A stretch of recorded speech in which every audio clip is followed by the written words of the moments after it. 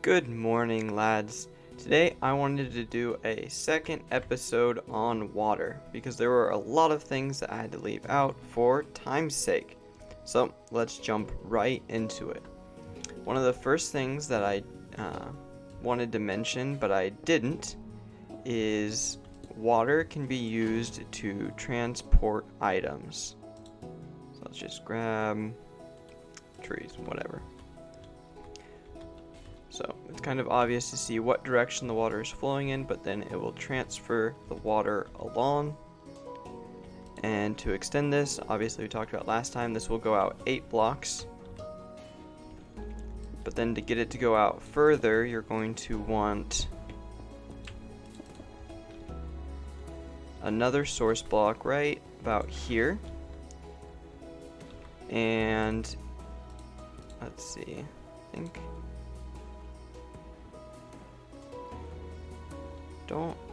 it really doesn't matter what you use, but at the same time it can. I'm going to use a trapdoor in this instant to stop the water. And there the item goes. And if notice how it slows down on this block, so if you wanted to really make sure that it didn't get held up there, then actually, let's see. Music just seems a little loud. You can replace it with ice. Blue ice is the fastest ice, in case you didn't know. So now there's almost no lag there at all. So this is very useful for transporting items without really long hopper lines, because this is a lot easier, it's a lot cheaper. I don't know if it's less laggy, but it might be. But then you can just, that was the wrong block, but oh well. You can just keep doing this indefinitely.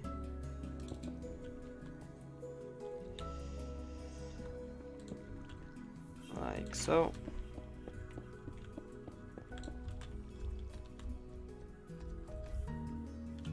Woo.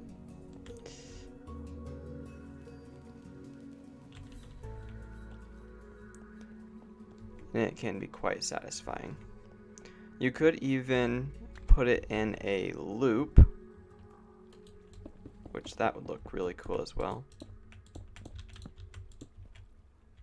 I'll leave that ice there.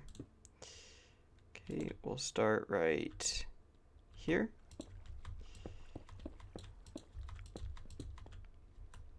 Okay, we want ice there, trapdoor, then your water.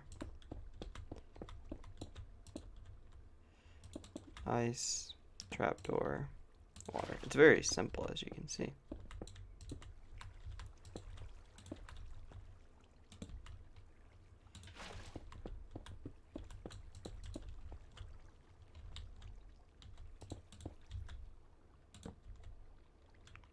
And now put 4 items in there. 4 more. 4 more.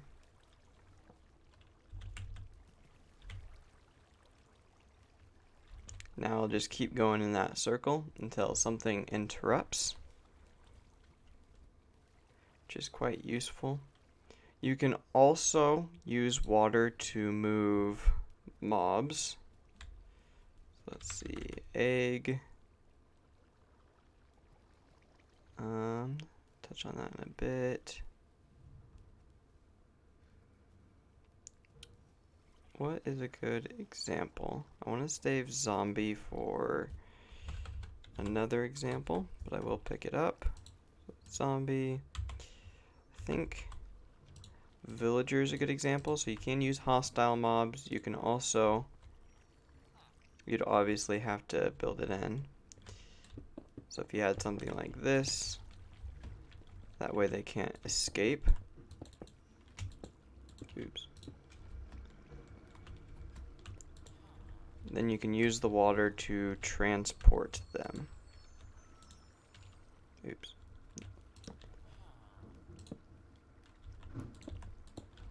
But also super useful if you need a bunch of things like that.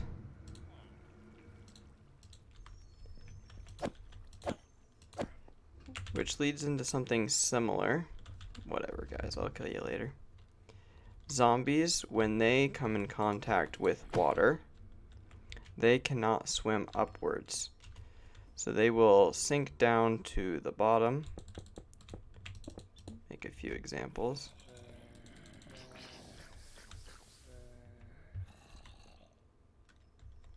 They'll sink down to the bottom and eventually be transformed into drowned. Obviously, after they drowned. I'm not sure how long this process takes. Oh, that one's shaking a bit, which means he's probably out of oxygen. I wonder if they actually have oxygen bars. That would be interesting. I also noticed oh, that's closest to the villagers. And there he goes. Now he's drowned. Now these are starting to shake. And after they are drowned, they are then able to swim upwards. These aren't for some reason, but yep, there they all go. Looks like it's a set time. It doesn't have sweeping edge. So, also super useful. And I do believe that they can still drop copper. So if you have a zombie spawner, you could turn them all into drowned and then kill the drowned for copper. Also very useful.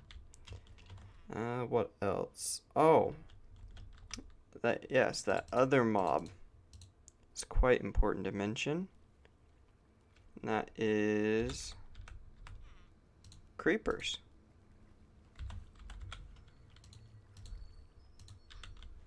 So water and explosions have a very unique relationship.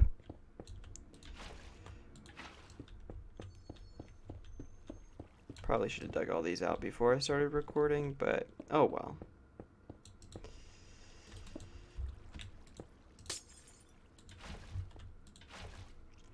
There we go.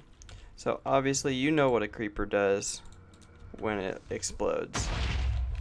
It leaves a hole. It breaks stuff. But if it's surrounded, if there's water on the blocks, it won't damage.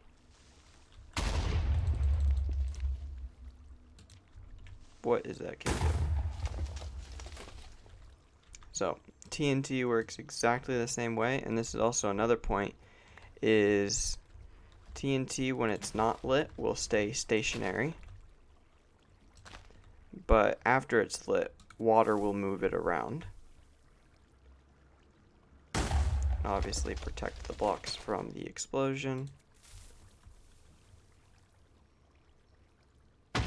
Something you do have to be careful of is if you have multiple TNT, they can push each other around. Especially if there's like a delayed light like that one. Huh. I didn't realize, I thought it would still light those. Water worked a lot better than I thought it would. There we go. Huh. That was actually that was too controlled.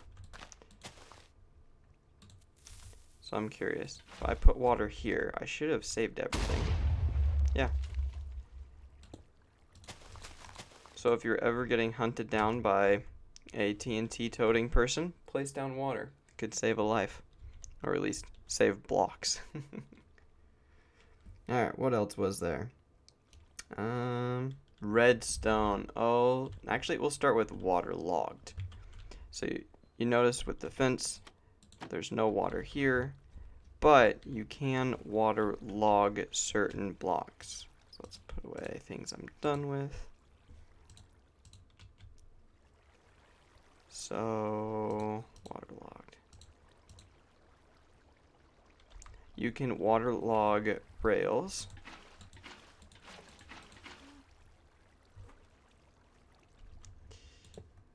You can waterlog trapdoors. So there's still water here. Let's see. You can also do half slabs. And there's a whole... they are called half slabs, aren't they? No, they're not. They're called slabs. interesting. But, yep, so there's still water there. But if I were to make that a whole block, the water, you can't waterlog a whole block. So there's quite a few different items. I don't want to run through them all because there's a plethora of things. If you need to know what can and can't be waterlogged, there should be a catalog on Wikipedia of what can and can't be waterlogged.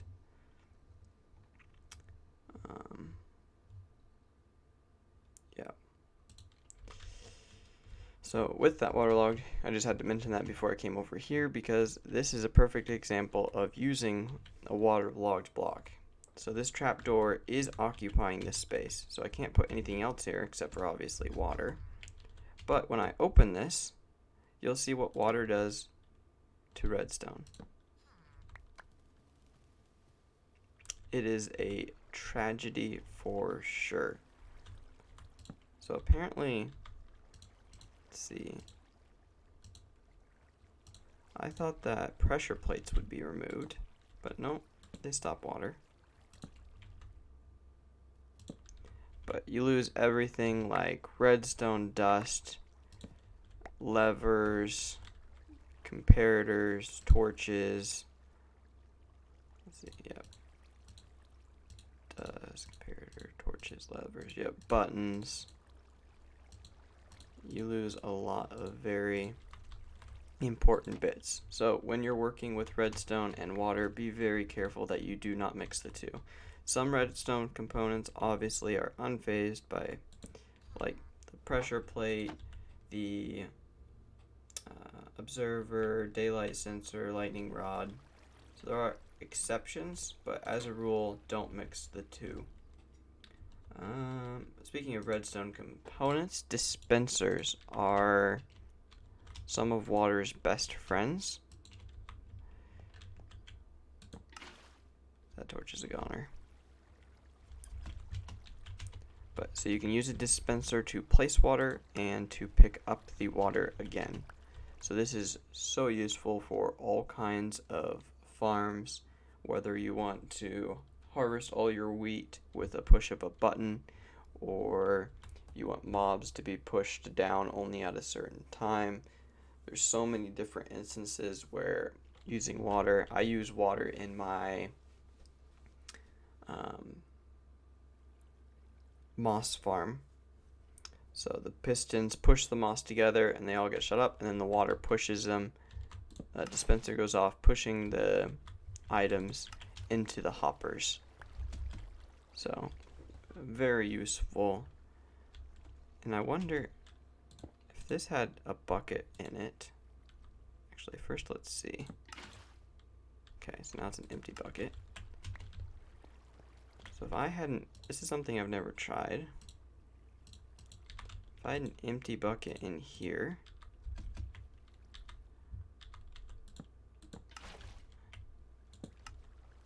yeah, you can even use it to move water.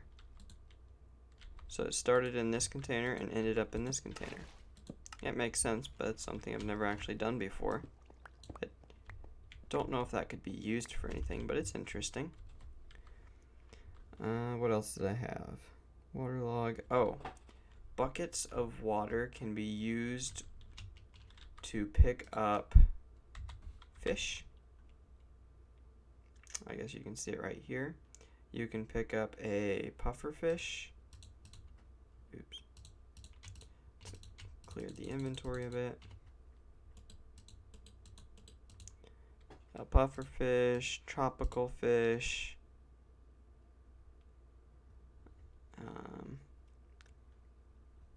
Let's see, what was the other thing? An oxalotl egg? How do you spell oxalotl? No, that's how you spell it. So, you can use a water bucket. Oh, pufferfish are poisonous, but as you can see, you can use buckets to pick up the fishes, like so. And he went into my inventory. But yep, pufferfish are poisonous, so I mean you can use this as an attack, it'd have to be very precise though. 'Cause, like there, he didn't get poisoned. Yeah, it's kind of inconsistent.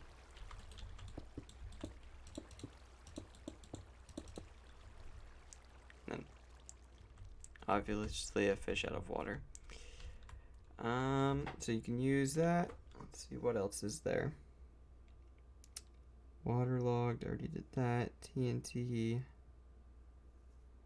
Item transported, dispensers, redstone, zombies, mob farms. That's another thing.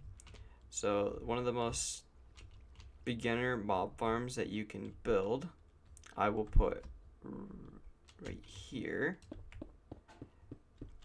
And that is you build up to near build height. And so you would pillar up, build to nearly build height, and then you would install just water like this, and then dig straight down. I guess you wouldn't have to dig straight down because you'd already be at world height. You just wouldn't build anything here. And then mobs will randomly spawn in the, So you'd build a room similar to this up in the sky, obviously enclosed so the sun can't get in, and mobs will randomly walk in and get pushed and fall to their deaths. It's not efficient, but it is super beginner friendly and super easy to make. And obviously you just repeat on all 4 sides. And I'm sure there's a YouTube tutorial for this, even though I'm not sure why. It's quite simple. Is that 8? Kind of guessing it's not. But yep, you just do that on all 4 sides and close the room, and you've got a mob farm. Anyways, that's everything that I wanted to mention in this video. Thank you guys so much for watching. Please like and subscribe and all the YouTube things. See ya.